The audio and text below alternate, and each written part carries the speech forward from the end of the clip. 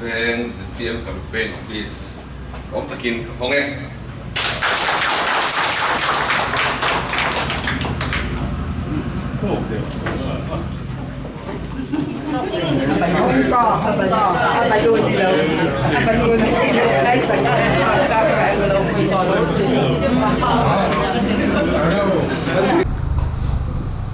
Aizawl Municipal Corporation hi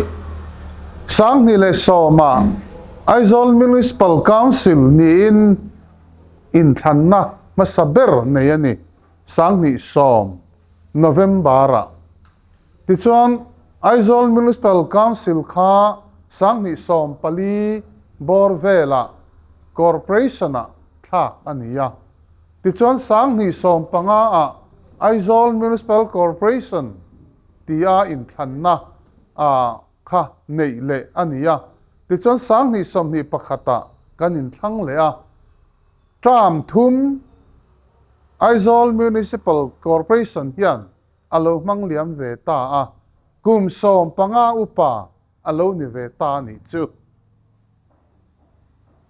ti chuan Aizawl Municipal Corporation hi Aizawl khopui enkol tu Aizawl khopui mason na tur le a than len zel na tura na thok tu rural tu ania city government ti anni chu tiang chuan kum som panga chung corporation noya hian Aizawl hi a local ve ta ani voinia hian a fund source te po urban local bodies kan ti kha a fund source lian berani chu finance commission grant kan ti kha ni a thingtlang lama kala hi rural local body ti ania chu finance commission tho ani kumtina a local dan tura kha commission hian bithia fel tak nein kumtinin ULB kran hi a local tree nani chu municipality kan in enkol na ani a tin chu mi pialama Aizawl bi ka chuan property tax kan la a hei kan fria a kumtinin in mun chia kan petri nani hei hi corporation a hian alu tani tin heng ba ka hian asum nar chu licensing kan ti te tin parking te hoarding kan ti te boarding khang ang chirang kha poisa source anei ve ni voinia hian halai kan soidu na chu property tax kan nei te licensing atang te parking atanga poisa kan mo zong te hi atam tham ve to khop ani Aizawl khopui chunga phei chuan tam tham tak poisa hi alu tani ULB grant tel lo po hian sum tam tham tak ala lut ve tran to ani Aizawl Municipal Corporation hian chu mi puya tanga chu poisa chu lut vek ani ma se voini a hian mi puya tanga corporation kan poisa chun lua hi man na hi kan fria MT hi voini a hian kan in zo apoimo sumnar chi rang kan nei atanga he municipal corporation a poisa lo lu ta hi khoya nge manani engata na man nge ani ti hi kan khameu lo ani apoi le ani you will be grant po a locala chuta tan chuan Aizawl enkol na tan poisa tam tak se nani amar chu kan man dana hi dikem alang tlangem ti hi voinia hian mani theu kan in zo apoi mo khop mai ZPM sarkar kalphung tharmipui sarkar chief minister zaum takpulal duama kai khoi sarkar hi kumthum le thlathum angvel a local ve ta a heti chung hian opposition tena min be nasa tanga min be antum heng oil manga ses kan lak ang chi te min be na sa ni heng te hi ama ro chu aman na tur bit hia fel tak sarkarin asiam sa a heti zati hemia hian manan yanga heti zat par sinya ta tan hian manan yanga ti khan mu mal tak om ze ne yin chia kha la ani chu tiang anga la ka ni ang tak chuan kalphung thar mi pui sarkar chuan mi pui poisa chu mi pui te hne na mi pui te tan a mang let le ta a hei voi nia chuan kong thatak kan han nei ringot mai te hi kan chia tling kho ma tanga heng te hi sarkarin mi pui te min pek let le na ni ti hi voi nei han kan fiat apoi mo khop chu tiang chia chuan Aizawl Municipal Corporation a kan poisa pek kan chia pek tling khom man na voi nia kan felo ero hi chu apoi le ni ta chuan he Municipal Corporation in thanna hian ZPM in sarkar na asiam ani chuan heng poisa mi puite na kan pek te le central atanga local te hi langtang takin aman na tur dik taka man ani don ani anga lelom le ni chu tiang ani chuan khopui chung hian mason na lang tham chop chil tak poin a mu ngal a be sei om ani dik tak chuan kum som panga kum nga congress ruai e IMC a sarkar kan lo nei to a kum som chung IMC a MNF ruai sarkar kan lo nei to a apum puin kum som panga chung party pani te hoina nuaya Aizawl khopui hi alo kun to a kum som panga chunga mason na khopui na mu abeisei aku mu ma hi sang ni som ni pakhat April ni som ni paruk April ni som ni pakhata vote kan thak mang hian Aizawl khopui mason na hi ZPM sarkar chuan atak taka ron par chua tir atuma kum song panga chung par chuak lei theilowa ku mu makha par moi taka chantir atum don ani chu wangin voini a hian thei patop I chuang u mani om huna thulovin ikal chuak leng u in pek na thar nen voini a hian he hun toy te kan nei kara hian thei top choin trani lang u ti in voini hroi tu kal khom te hi kangen chewani Aizawl khopui hi ti tak tak a chuan plan omia lovadin ani atir phata tangin khopui om dan tu ruam manna chip chiar engma om lo chu tiang anga lo om lo thang chho zel chuani chu wang chon Aizawl khopui hi ti mason ngai tak ania fai na thua te thiang lim na thua te in kalpona chungchang thua te kan chet vel na chi hrang thua te ti mason ngai na tam tak tho tur om ania chu tiang din huna chon kan Aizawl khopui hi ala om mek ani hemila ka tanga khopui mason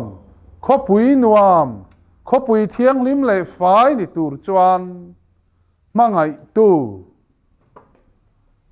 du sak taka khopui en kol tu cooperator kan nei angai chu tiang anga khopui nuam khopui thiang lim le fai mason kan nei theina tur chuan kan vote manga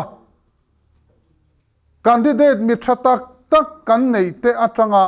du thlan na dik manga vote kan thak po hi apoi mo le don ani a chan a om state sarkar tu na hiam kan nei me ka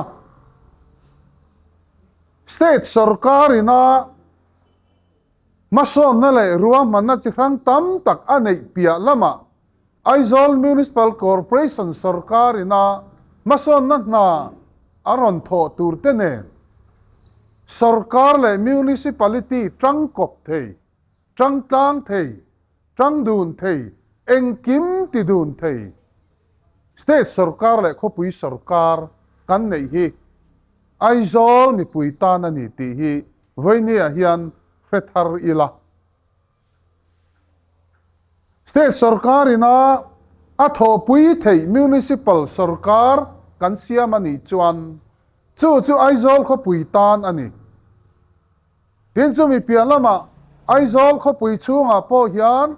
mi har sa le mi re thei te kan cheng chung mi te ta na chen na nuam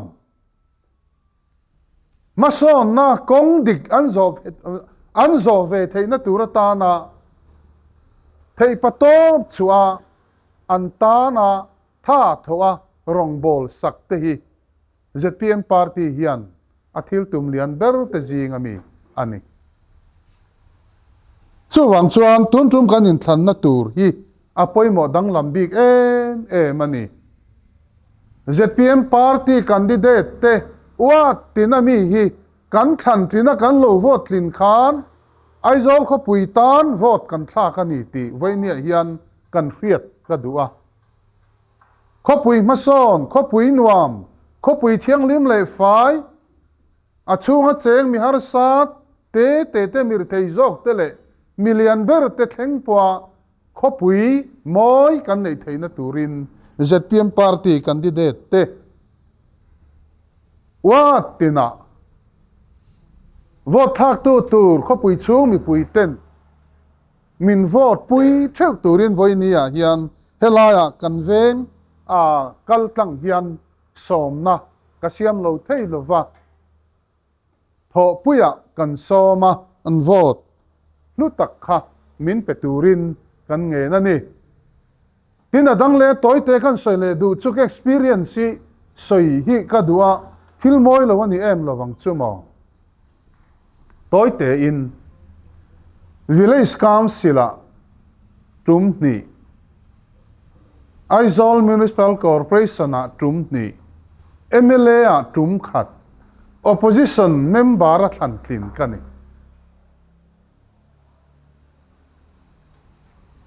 min thang tling tu min du sak tu min mangai tu te tan thei patop chua na tho ve hi ka du'a ka tum boka ka bei bokani amai ro chu opposition ni chung chuan mason na tho hi a har mai ani ati thei lo tluk ani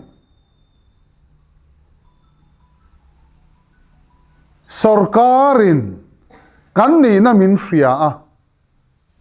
tin chu mi pelama ke mani po opposition kan ni ti kan in hria a sarkar laka kan in thlarunga in thlarung chungin kan bial chung mamo kan veng chung mamo kha sarkara vakhen ve ma ila ngai sak le ngai poimo emo du sake mo hi chu kan ni lo thi na ni chu wang chon opposition ni chunga mason na tho tum chu har sa takani a thei lo tlukani chu wang chon keima mi mal experience satang hian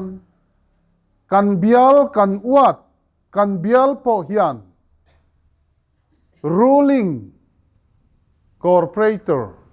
kan than tlin nge hi atul chu keima ni tan ani kan corporator tan mai anelo keima ni tan ani chu tiang chuan Aizawl khopui veng rang hian mason na dika ma kan so na khopui nuam din alo ni theina turin ruling party candidate wat rang ami te hi vote na chang i hriang u với nia hiền chung te chu thil moi lo ani em long chu mo in jinga kan soi du ani opposition member le ruling in thao takani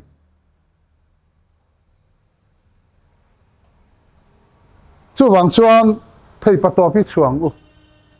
mi pui te po in hei hi i hriang u ruling corporator nei na chan thalutuk kan nei lai le state a sarkar mu mal tak sarkar thatak kan nei mek lai hian opposition lam kha kan lo vote chút chút palang ti hi lo om takan chu wangin state sarkar kan nei ya state sarkar thatak kai ruina nuaya ramakal meka Aizawl Municipal Corporation a hian sarkar ina atho pui thei tur athurual pui thei tur bial tina candidate kan neite kan thlantlin chuan Aizawl ko pui hian nasa takin ma son thei don ani opposition member ni chuan engma hi ti tak tak thei lo ti kha voini hian kan soi thar le du ani ti chuan a top na lam ka hoi don tonga ka soi rei thuina thu soi hi ka thiam lo wa a top na lama ka soi du chu kan ram ro rel na hian pathian ram lo thleng se ti kan aw hla hi toy ten ka soi du ani ram ro rel na pathian ram lo thleng se ti hi mitin in kan du vek kan politics a hian pathian ram hi takin lo thleng se ti hi mitin in kan du vek ram ro rel na a ataka pathian ram a lo thlena kan politics a hian atak taka pathian ram a lo thlen theina tur chuan kan zawaya nuna kanun lai puya lal isua lo lal ro se kan politics lai mu a lai ril lai taka lal isua lo am ro se isua kong kan zo phot chuan isuan kong dik lo laka min ve ngang thil dik lo ti du na le ti chak na laka isuan min ve ngang mani masial na duam na sual laka isuan min veng hi mang dot soi chak et na laka lal isuan min veng bokang midang te pu chiat chak ngoi na politics thalo laka lal isuan min veng ang chu wang chuan kan ram ro rel na ataka pathian ram alo thlena politics sa pathian ram alo thlen theina tur chuan kan politics lai mu a lal isua lo am sela voinia hruai tu hlai local khom tenuna kan zawai nuna hian lal isua lo lal berro se chumi hmuna chona takin pathian ram kan mudon ani chu kan thlir kan bei sei ni ya chu wangina taka pathian ram lo thlen theinan keima ni po lal isua te na in tu lu tang u isua kianga i omang u ahim ber anuam ber bok chu wangin politics si pathian rong bol na ni hei hi pom thlapang u hei thana lo om tura po hian ril ru thiang lim tak thinlung thiang lim tak nen vote thak tu mila mason na kong dika kan kala ti tur dik kan ti theina turin he kan in thlanna kan ma chon me ka po hian pathian ron chung zelin ke ipe nang uti in voinia hian a som na kan siamani le in zawaya chunga kalome